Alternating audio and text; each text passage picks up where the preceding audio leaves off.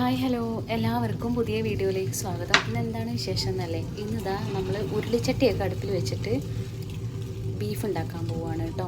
അപ്പോൾ അതെങ്ങനെയാണെന്നല്ലേ, അപ്പോൾ നമ്മുടെ സവാള ആദ്യമേ വൃത്തിയാക്കിയിട്ട് ഞാനിതോടെ 4 സവാളയാണ് കേട്ടോ ചേർക്കുന്നത്. ഞാൻ ചട്ടി വാങ്ങിയിട്ട് ആദ്യമേ ഞാനൊരു പായസം ഉണ്ടാക്കിയത്, പാല് കാച്ചി. എപ്പോഴാണോ എന്തെങ്കിലുമൊക്കെ ഉണ്ടാക്കാനായിട്ട് നോക്കുന്നത്, അപ്പോൾ അതിൻ്റെ ഉള്ളിൽ ഒരു ചെറിയ പാടുകളൊക്കെ ഉണ്ട്, അത് കഴുകിയിട്ട് പോകുന്നില്ല, എന്താണെന്നറിയില്ല. ഉരുളിച്ചട്ടിയായിട്ടുള്ള പ്രയോഗം ഫസ്റ്റ് ടൈമാണ് കേട്ടോ. അല്ല, പായസം ഉണ്ടാക്കി പാല് കാച്ചി, അപ്പോൾ 3rd ടൈം, അങ്ങനെയൊക്കെയാണ്. അപ്പോൾ ഇതൊന്ന് ജസ്റ്റ് ഇളക്കി കൊടുക്കുക, കുറച്ച് ഉപ്പിട്ട് കൊടുക്കുക. കുറച്ച് ഉപ്പ് ചേർത്തിട്ട് നന്നായിട്ടൊന്ന് വഴറ്റിയെടുക്കുക. പിന്നെ ഇതിലേക്ക് ഇനി ഇഞ്ചി, വെളുത്തുള്ളി, പച്ചമുളക്, കുറച്ചധികം ചെറിയ ഉള്ളി, അത് കൊച്ചുള്ളി എന്ന് പറയും, ചെറിയ ഉള്ളി എന്ന് പറയും, ആ ഉള്ളിയും കൂടെ എടുത്തിട്ട് നന്നായിട്ടൊന്ന് ചതച്ചെടുക്കുക.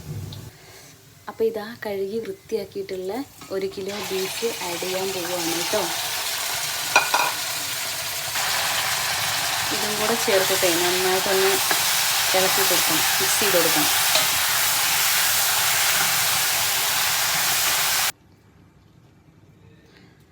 അപ്പം നമ്മൾ ഇറച്ചിയെല്ലാം ചേർത്തിട്ട് ഉപ്പ് മാത്രമേ ചേർത്തിട്ടുള്ളൂ, വേറെ ഒന്നും ചേർത്തിട്ടില്ല. പിന്നെ ഉള്ളികളൊക്കെ ഉണ്ട് കേട്ടോ, അതെല്ലാം കൂടെ ചേർത്ത് ബീഫ് ഇട്ടിട്ട് നന്നായിട്ടൊന്ന് തിളച്ച് വന്നു. അപ്പോൾ അതിൻ്റെ വെള്ളമൊക്കെ അതാ, എത്ര വെള്ളമുണ്ട് ഇതിനകത്ത്, ഇതെല്ലാം റെഡി ആയിട്ടുണ്ട്. ഇതിനകത്തേക്ക് ഞാൻ മസാലപ്പൊടികളാണ് കേട്ടോ ചേർക്കാൻ പോണത്. അപ്പം ഇതാണ് ഐറ്റംസ്. അപ്പോൾ ഇതെല്ലാം ചേർക്കാൻ പോവുകയാണേ. ഞാനപ്പോൾ ഇതിൻ്റെ ഫുൾ വീഡിയോ ഇട്ടിട്ടുണ്ട്, അപ്ലോഡ് ചെയ്യുന്നുണ്ട്. അപ്പോൾ എല്ലാവരും ചാനലിൽ കയറി ആക്കിയൊന്ന് കണ്ട് പ്രോത്സാഹിപ്പിക്കണം കേട്ടോ. അപ്പോൾ ഇതാ ഇങ്ങനെയാണ് നമ്മളുടെ ബീഫ് വന്നിട്ടുള്ളത്.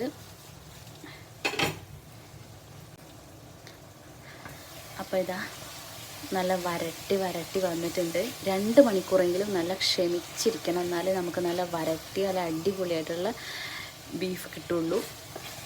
അടുപ്പിനകത്തുണ്ടാക്കിയത് ബീഫ് തന്നെ കഴിക്കണം എന്നുള്ള ആഗ്രഹമുള്ളവർ മാത്രം ഇതിങ്ങനെ ട്രൈ ചെയ്യുക. കുക്കറിലാണെങ്കിൽ നമുക്ക് പെട്ടെന്ന് തന്നെ തയ്യാറാക്കാൻ പറ്റും. പക്ഷേ അടുപ്പിനകത്താകുമ്പോൾ കുറച്ച് നന്നായിട്ട് ക്ഷമിച്ച് 2 മണിക്കൂർ 3 മണിക്കൂറെങ്കിലും നമ്മളിത് വേവിച്ചെടുക്കണം. അപ്പോൾ എല്ലാവരും കാണാൻ സപ്പോർട്ട് ചെയ്യുക, ചാനൽ കയറി കാണണം. ഓക്കെ, അപ്പോൾ ഇത്രയ്ക്കേ ഉള്ളൂ.